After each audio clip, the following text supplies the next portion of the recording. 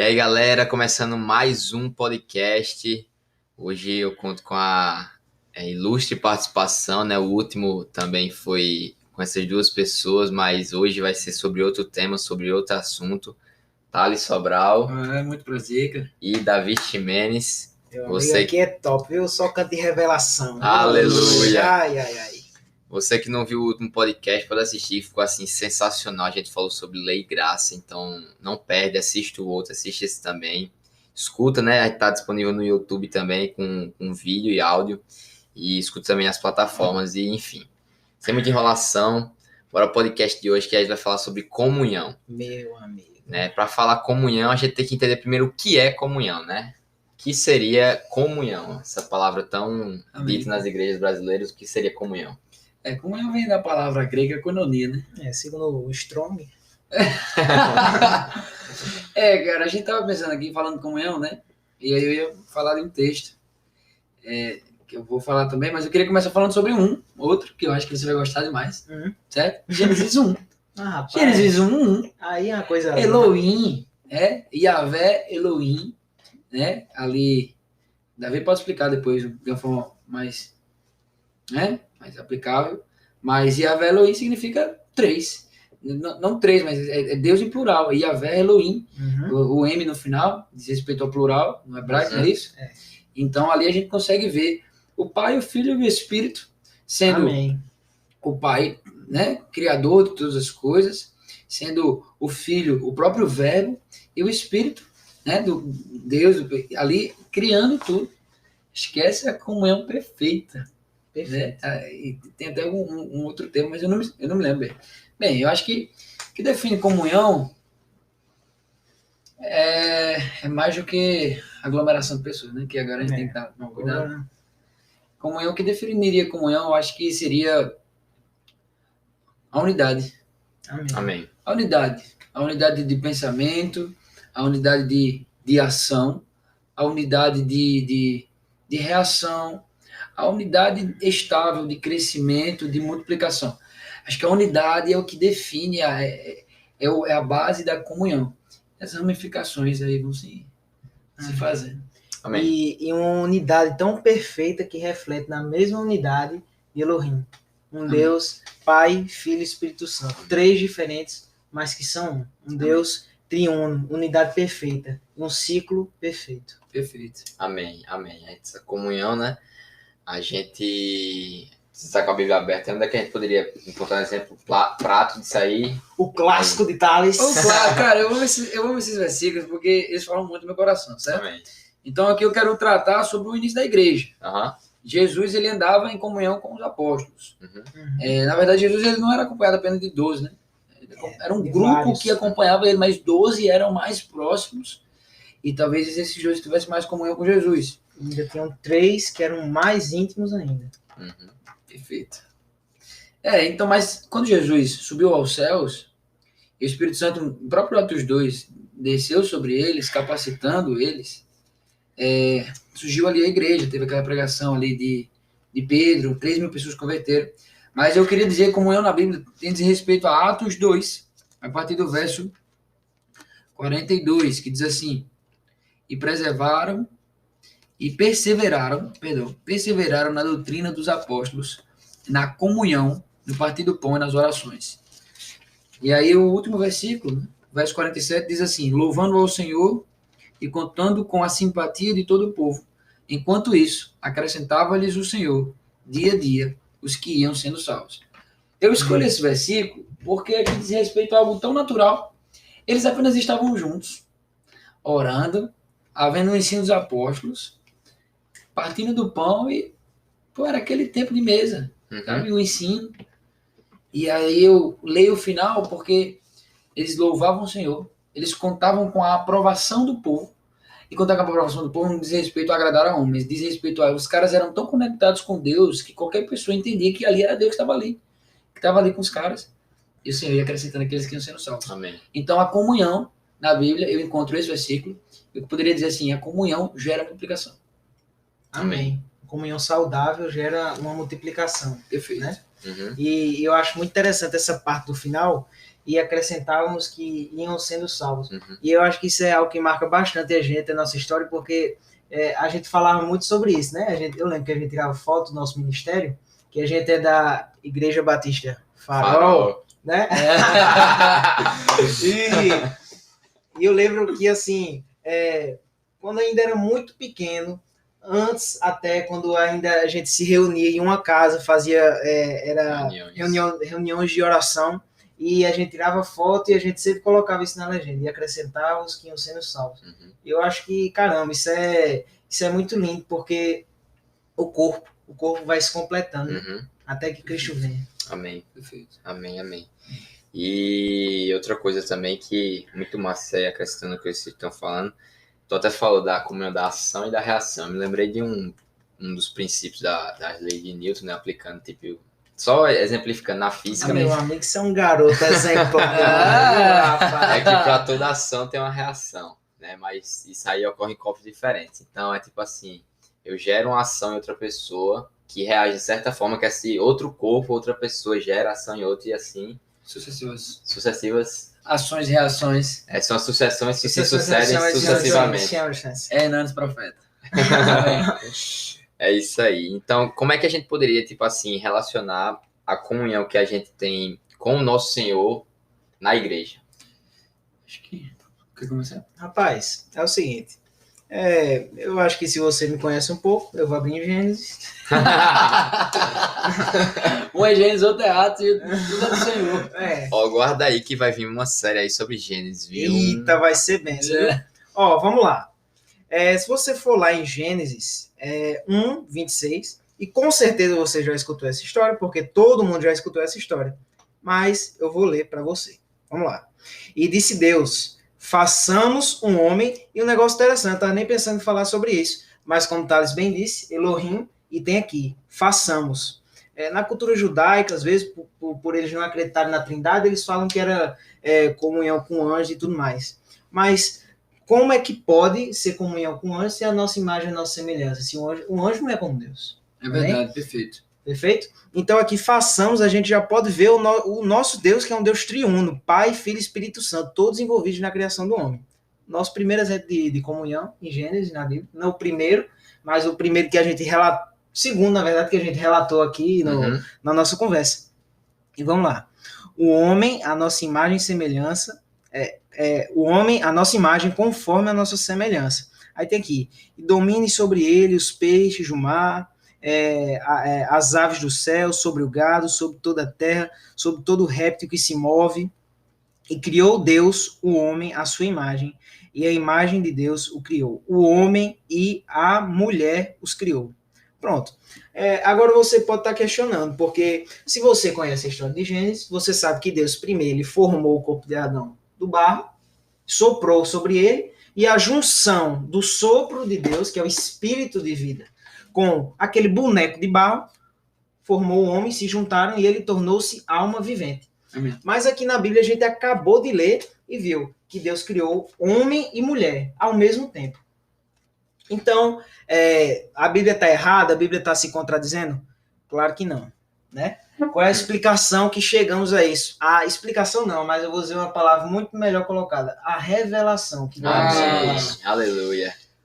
Deus, quando criou Adão, e Adão em hebraico, ele é Adam. A palavra que é usada para dar um nome a Adão é Adam. E como Thales falou no começo, toda palavra em hebraico terminada em M é plural. Ou seja, o que entendemos? Entendemos que Deus, ele não somente criou um homem, mas ele criou toda a humanidade em Adão.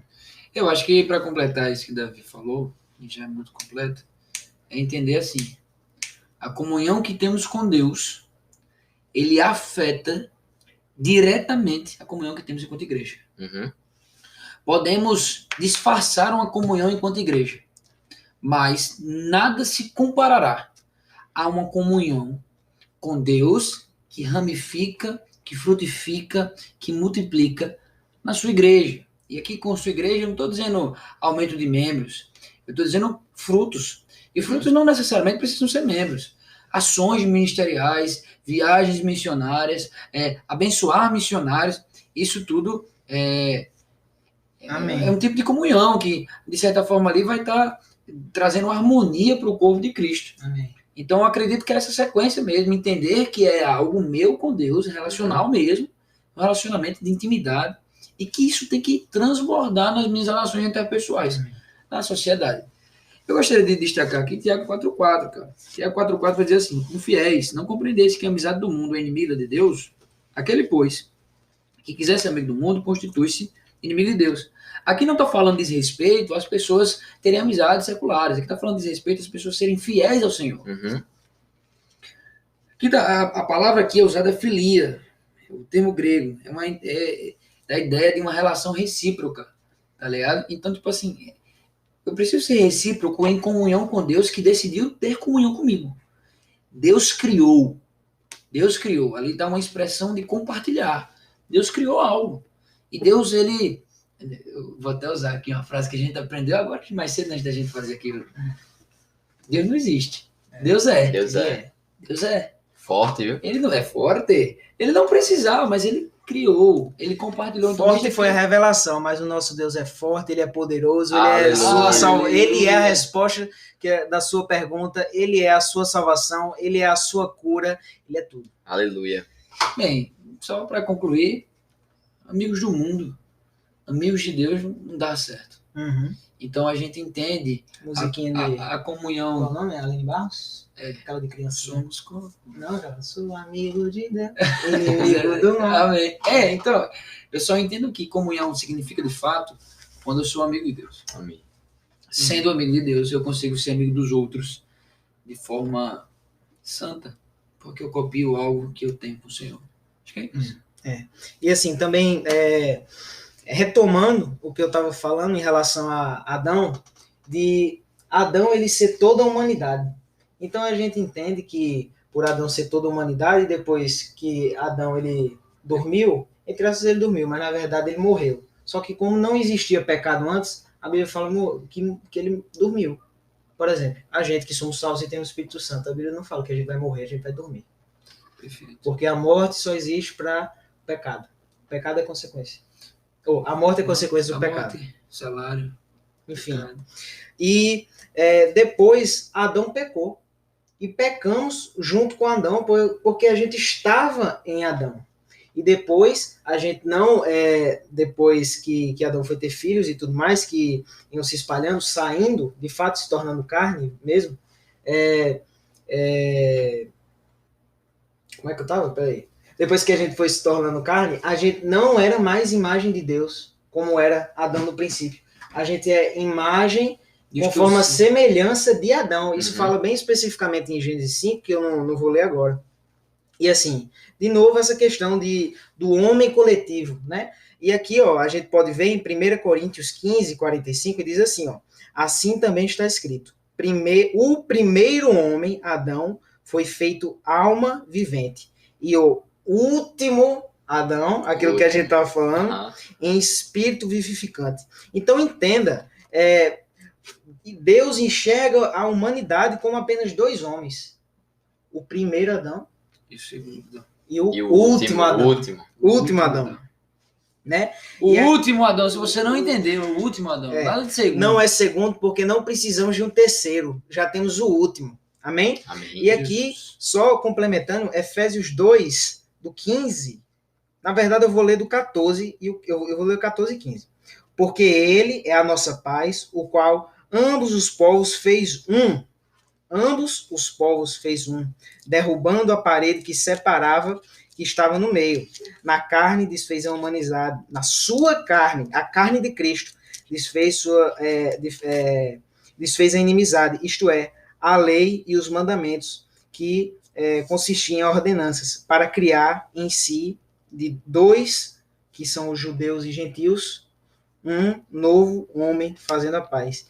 E esse novo homem é Cristo, Amém. O último Adão. E hoje fazemos parte desse último homem, que não é mais somente alma vivente, mas espírito vivificante. E a pergunta que eu faço para você, de qual homem você faz parte? Uau! Caramba. Fuerte. Amém. Amém, amém. E, tipo assim, A gente falando tanto de comunhão, que seria essa comunhão, onde a gente encontraria essa comunhão na Bíblia. Então, por que essa comunhão seria tão importante? Acho que porque o corpo de Cristo precisa se mover em comunhão. Assim como o Senhor se move em comunhão, Pai, Filho e Espírito, a igreja reflete isso. Quando a igreja não tem comunhão, a gente não está refletindo o Pai. Que Exatamente. vive em eterna comunhão. Exatamente. E a igreja precisa se mover assim. É. A igreja precisa se preparar assim. Claro, somos diferentes, mas somos unidos em um único Espírito. Amém. E como diz aquela música de Diante do Trono, de Asaf Borba juntos, do alto preço, caminhando enquanto igreja, lado a lado, batalhando, se edificando, rompendo as barreiras com amor, em amor. É isso. Existem várias barreiras.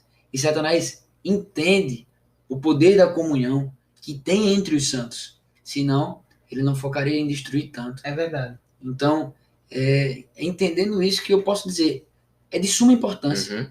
A igreja somente sobreviverá se tiver, antes de tudo, comunhão com o Espírito e se tiver comunhão com seus irmãos. Vou dar um exemplo. Paulo estava sendo perseguido. Ele constantemente era açoitado, mas em oportunidades ele tinha comunhão com os irmãos. Elias, em um determinado momento, até tinha comunhão com Deus, mas não tinha comunhão com alguém que estivesse próximo. Elias batalhou frente a frente com aqueles, vou chamar assim, sabe, profetas de Baal. Ele fala que é profeta de Baal. Não tinha com quem ele comunhasse ali a mesma fé, sabe, não tinha. Ele pediu a morte, mesmo tendo comunhão com Deus. O que eu quero dizer é, a igreja, hoje que nós temos o Espírito Santo, precisamos andar em comunhão. Amém. Sem comunhão a igreja não anda. A igreja bate cabeça. E como disse Cristo Jesus, reino dividido não cresce. Não subsiste. Não subsiste. E frisando, mais uma vez, algo que é tão discutido, tão importante, mas infelizmente não é plenamente entendido. Nós somos corpo. Amém. Nós somos corpo.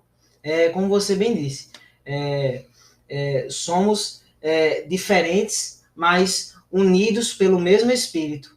De fato, somos diferentes. Meu irmão, deixa eu te falar uma coisa. Nenhuma denominação, isso aí eu tô falando pro Batistossauro, Presbiteriano Rex, Reformado Odonte, Avivado Raptor, eu tô falando para todos vocês. Denominações, isso não foi Deus que criou. Isso foi um homem que criou. Porque Deus, ele vê o corpo, o homem. E a partir do momento em que existem denominações que elas não querem ajuntar, mas separar, isso não é do agrado de Deus, porque somos corpo. De fato, somos diferentes sim. Como uma mão é diferente da perna, como um braço é diferente do meu dedinho do pé, é diferente. Mas todos são de suma importância e formam o corpo de Cristo. Não sejamos instrumentos para espalhar, mas que a gente se ajunte e vive em comunhão. Aleluia. Claro que sim, com suas diferenças, talvez diferenças de pensamentos. Isso é muito bom, isso é saudável, porque é muito mais fácil a gente chegar na verdade quando existe discordância. É mais fácil a gente chegar na verdade assim. Mas que isso não sirva para espalhar, mas somente para juntar e criar amizade e comunhão, que é isso que agrada o nosso Deus, e é dessa forma que o nosso Deus ele quer ver, um corpo. Cara, para completar, eu diria assim, o reino de Deus, ele é muito pouco constituído de unanimidades, todos iguais. Ele é mais, e eu acho que em sua completude, ele é constituído de unidade, que significa harmonia entre partes diferentes. Eu acho que é isso. O reino de Deus diz respeito muito pouco sobre unanimidade, e muito mais sobre unidade. Unidade no espírito, unidade em igreja, unidade. A unidade faz com que a igreja caminhe em um alinhamento, em um foco, em um caminho pelo qual é Jesus. E o Espírito que nos guia. Acho que é isso. Uma coisa que me veio à mente aqui, não estava nem no script aqui, eu creio que não foi o Espírito Santo. Amém. Mas a igreja brasileira ultimamente tem falado muito sobre avivamento, né? Avivamento. E quando eu cheguei aqui na casa de Davi, eu vi essa frase aqui que ele colocou aqui no papelzinho, aqui no quadro dele, que fala o seguinte: as bases do avivamento são fogo, paixão e lágrimas, de Greg McNulty. Explica essa frase aqui, por favor. Greg McNulty, ele foi um evangelista americano que dedicou a vida dele para o Brasil. Amém. Eu creio que, assim, muitas das coisas que hoje acontecem no Brasil, que tem no Brasil, em relação a isso de avivamento, romper espiritual, que é a realidade que a gente está vendo, acho que de uns 7 anos para cá, assim, principalmente ano 2019, foi pau, 2020. Até pra gente. Até pra gente. É uma consequência das lágrimas desse homem, é uma consequência da paixão que esse homem tinha pelo Brasil. E o nome do ministério dele era Fogo, Paixão e Lágrimas. E segundo ele, e de uma maneira muito acertada, essas eram as bases para um ministério, para um avivamento sustentável. Porque primeiro precisamos do fogo que procede do Espírito Santo. Depois precisamos ter paixão. Isso não é a frase dele, agora algo meu. O sacerdote antigamente, em Êxodo, você vai ver, ele tinha 12, na verdade ele tinha 2 pedras, uma em cada ombro, com o nome, 6 de um lado e 6 do outro, das tribos de Israel, e 12 pedras no peito. Isso significa que primeiro ele carregava as pessoas no ombro, e depois ele carregava aqui, no coração. E essa é a paixão que precisamos ter pela igreja que eu digo, não sua denominação, mas igreja em geral, o corpo de Cristo, não do Brasil, mas do mundo inteiro. E as lágrimas, porque as lágrimas, elas são orações que você não usa palavras. Salmo 126 vai dizer que aquele que colhe com lágrimas... Desculpa. Não, aquele que planta com lágrimas, colhe com alegria. Aleluia. Aquele que planta arrependimento, planta caráter, colhe um avivamento sustentável. Amém. Um avivamento sustentável está menos ligado a o quanto de dons espirituais nós temos. E mais ligado com o quanto de caráter de Cristo nós temos impresso na sociedade. Amém. E, claro, quanto mais caráter de Cristo, quanto mais pessoas que almejam o caráter de Cristo, mais teremos de dons, porque os dons são para a edificação da igreja. Amém. Ferramentas para que a igreja, em unidade, consiga agir. Por isso que Paulo vai deixar bem claro que não existe diferença ali dos dons, no sentido de um ser mais importante que o outro, porque o pé, né, ele vai dizer do corpo, o pé, esse mão, mas o pé é importante, por mais que não seja tão visto. Enfim, essa é a harmonia do corpo de Cristo necessária para a igreja andar e para gerar o avivamento. Amém. É verdade. E assim, eu estava conversando com o Thales hoje mais cedo, e isso não tem assim, eu acho que desvinculou um pouco do assunto, mas é importante para todo mundo que estiver escutando. Então é comunhão e afins. A gente tá falando. Mas enfim, acho que relaciona, acho não, eu tenho certeza que relaciona com comunhão. Você falou aí dos dons, você falou aí de tudo mais, as manifestações, mas que escute isso e coloque a mão das minhas palavras, que isso não seja o seu foco. Dons e manifestações, mas que o seu foco seja ser preenchido pelo Espírito Santo e cheio por ele, mesmo que você não viva manifestações, mesmo que você talvez não sinta nada diferente, nenhum fogo especial, mas que você se conforte e seja totalmente preenchido com a consciência de que você está sendo cheio do Espírito Santo, e isso já basta. Claro que as manifestações são importantes, claro que os dons, eles são extremamente importantes para a edificação da igreja, do corpo, mas que o seu objetivo não seja ter dons, seu objetivo não seja viver as manifestações, seu objetivo seja ser cheio do Espírito Santo, e isso vai ser consequência do querer ser cheio. É uma busca. Exato. E conforme você está sendo cheio do Espírito Santo, você vai sim agir em unidade com seus irmãos. Porque eu e Thales, a gente vive há muito tempo, eu e Muniz também, a gente se conhece há muito tempo, e a gente pensa muitas coisas iguais, mas a gente pensa muito mais coisas ainda diferentes. Mas quando nós agimos pelo Espírito, nós pensamos em concordância, porque não somos nós, mas o Espírito que habita em nós, e que assim possamos viver cheios. É uma busca pela Aleluia. santidade, é uma busca pela santidade. Sem santidade, ninguém verá a Deus. E Suas pisaduras. o Senhor Ah, morreu. não, é outra. nos Mas envi- nos envi- O Senhor Jesus morreu, mas ressuscitou, está vivo, subiu aos céus, enviou o Consolador para nos ensinar a ter um relacionamento santo, para que nós tenhamos um relacionamento santo. Afine o mais rápido possível o seu relacionamento com o Senhor. E aí a unidade vai ser algo ministrado por Ele. Aleluia. é isso. Finalizamos mais um podcast sobre comunhão. Eu sou muito grato a Deus por esse quadro, né? Por esse podcast, tudo que está proporcionando na vida de outras pessoas, tudo está sendo gerado, tudo que está sendo aplicado, a palavra do Senhor aqui neste meio virtual. Queria honrar também vocês e louvar a Deus aqui, porque a gente passou o dia gravando aqui, Amém. passou o dia Pra tendo glória de Deus. pra glória de Deus, tendo tempo de mesa.